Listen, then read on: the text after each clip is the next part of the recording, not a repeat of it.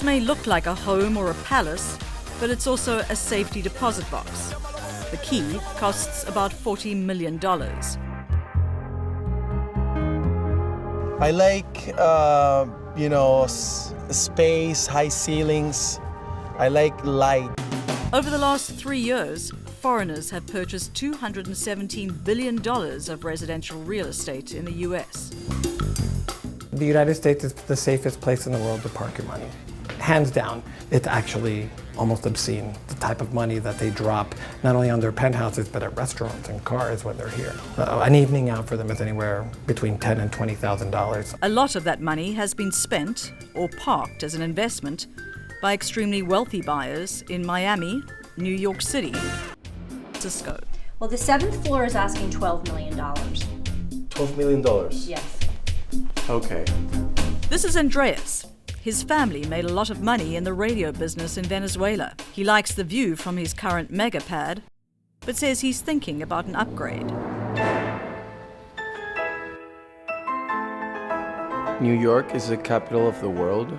Venezuela is going through a political, economical, and social problem, and that makes investors put their money outside the country because it's safer here.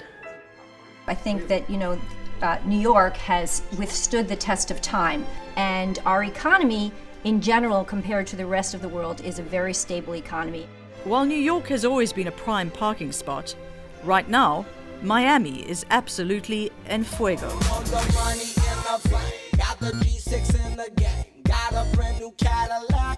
This is probably the most outstanding penthouse I have ever seen, so I would say this is priceless. Welcome to Miami.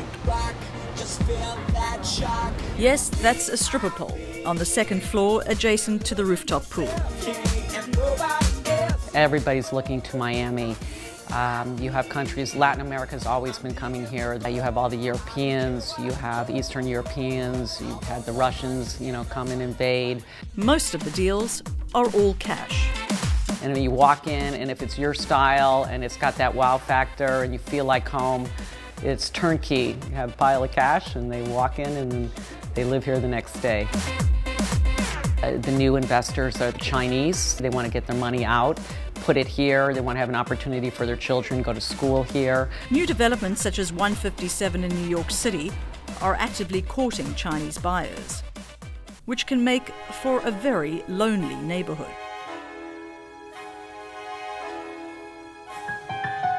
They call it lights out syndrome.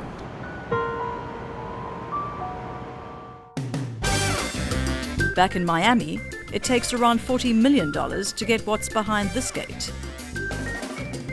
It's the historical old SS Kresge family home, so it's the most expensive redo or renovation in Miami Beach history. That's Kresge, as in the guy who founded Kmart. The house is not technically for sale. These days you can rent it in the summer for $200,000 a month, yacht not included. Hope Gaynor, that's our broker with the great heels, tells us she's hoping to close a Brazilian family looking to escape what passes for winter in Sao Paulo.